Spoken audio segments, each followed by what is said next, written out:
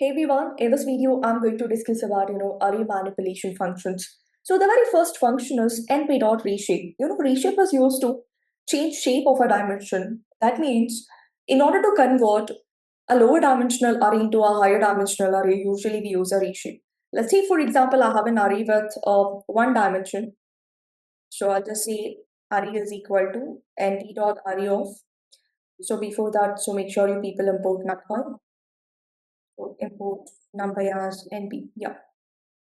So np.array of, let's say, instead of using an array, let me just use a function arrange. Let me use np.arrange of, I'm going to generate 10 numbers, or let's say I'm going to generate 12 elements.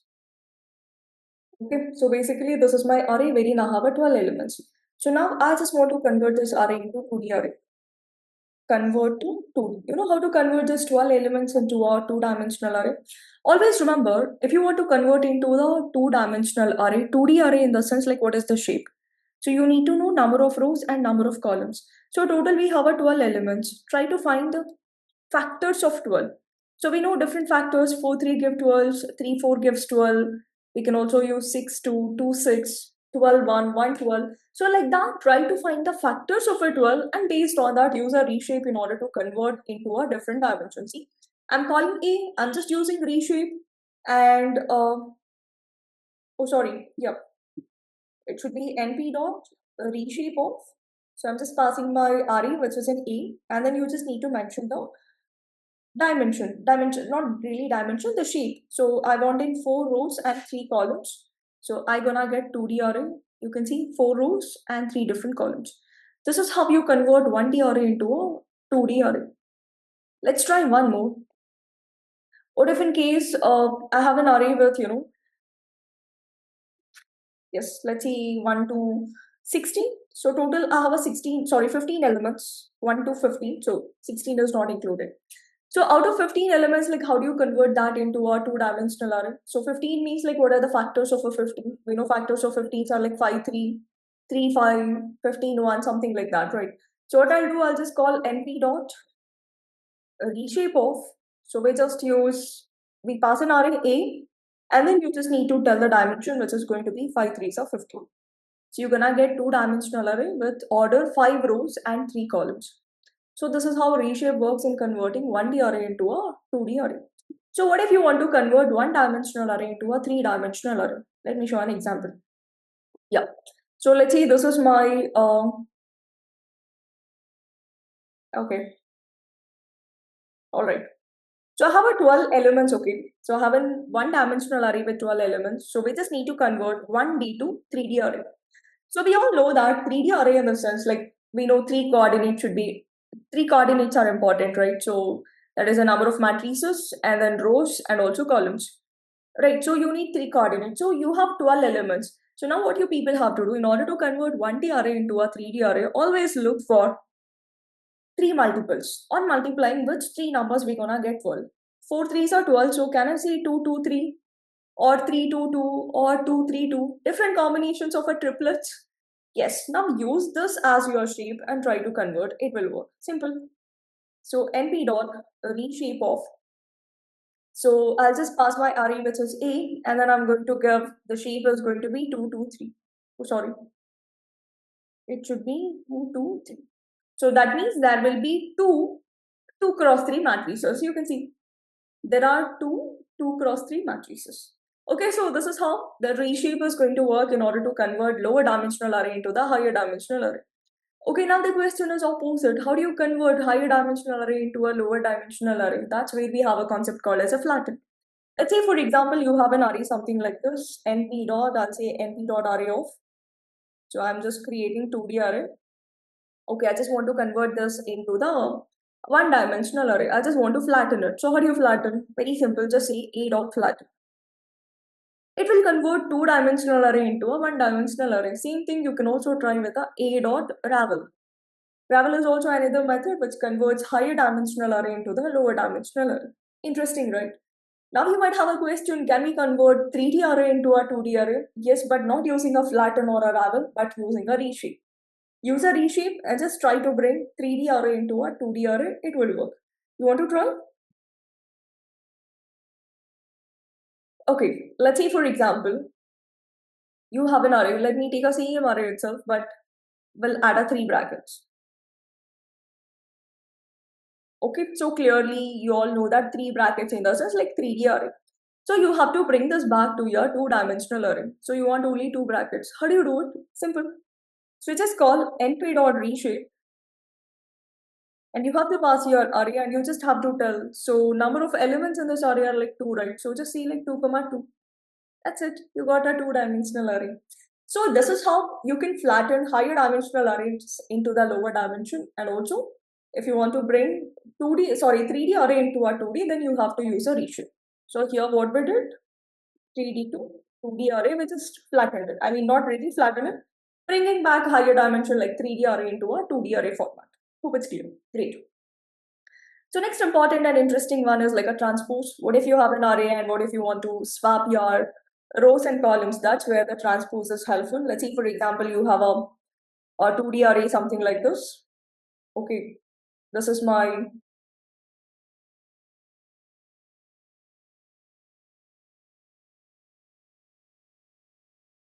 so basically this is a two-dimensional array. So we have to perform a transpose. So what I do, I'll just say np dot transpose of A. So what this will do, it will swap, a row becomes a column, column becomes a row. So you can see row had transformed into a column, column has become a row. So kind of flipping is going to happen here. Row becomes a column, column becomes a, I hope it's clear. Great. The next important thing, like what if you want to join arrays horizontally or if you want to join arrays vertically, that's where we have a stack. Okay.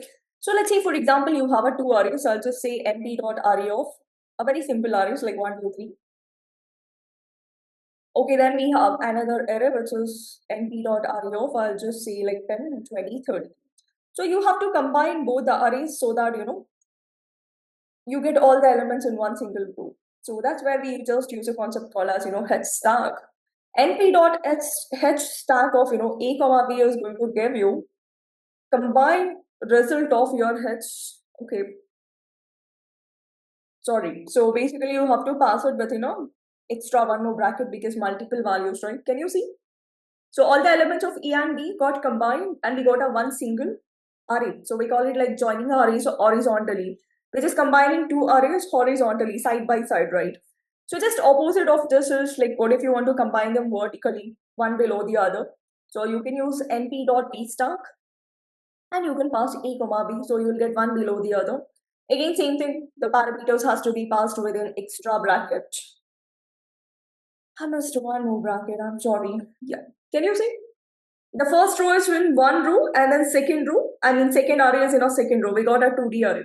So always remember when we perform horizontal stack, we get a 1D array by combining multiple elements of two different arrays. So if we perform a B stack, that is vertical stacking, we are placing one below the other. Obviously, we're gonna get a 2D array. You can see two brackets, right?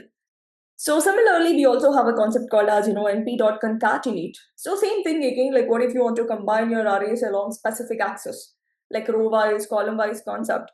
So let me take a same array and let me show you. I'll just use np dot, sorry, np dot concatenate of it is used to join multiple arrays along specific axis. Let's say I want to join along x axis. Okay, so I'll just say np dot concat of a comma b. It says only integer arrays can be converted into a scalar index. Okay. So pass a comma b within this particular thing. And one more important thing, concat is like horizontal stack, okay? So it will try to combine it horizontally and it is going to give you a single array. Always remember np.concatenate with axis is equal to 0. By default, it will try to combine horizontally. We call it like head start, just pretty much similar to your head start. Similarly, what if you want it vertically? If you want to work it like V stack, then you just need to specify same code axis is equal to 1. Axis 1 is out of bound for array of one dimension. Okay, so in this case, instead of using axis is equal to 1, so we'll try to use nested list. So 1, 2, and I'll just use 3, 4. I'm just using two-dimensional array, and let's try to perform this vertical concatenation. Okay. And similarly here, so I'm just using 10, 20, and then it's going to be 30, 40. Great. See, it has combined vertically. 1, 2, you can see the first array and then second array. So the column-wise concatenation is happening with respect to two different arrays. This is related to concatenate. And two more functions, which is split and also sort. What if you have an array and if you want to divide that into a multiple smaller arrays? Let's say, for example, you have an np dot arrange of, I'll just say like 1 to 13. So total you have a 12 elements. So now what I'll do, I just want to split this into a 3 parts. I'll just use np dot split of 3. Not just split of 3, it should be like you have to pass your array and you have to pass like how many splits. Can you see you got a sub arrays? Your single array got divided into multiple arrays, list of arrays. So that is basically a split. And then one more interesting thing, we have a sort. Sort is used in order to arrange your data in increasing or decreasing order. Let's say you have a array something like this, A is equal to, let me just use np dot array of, let's say 10, 20.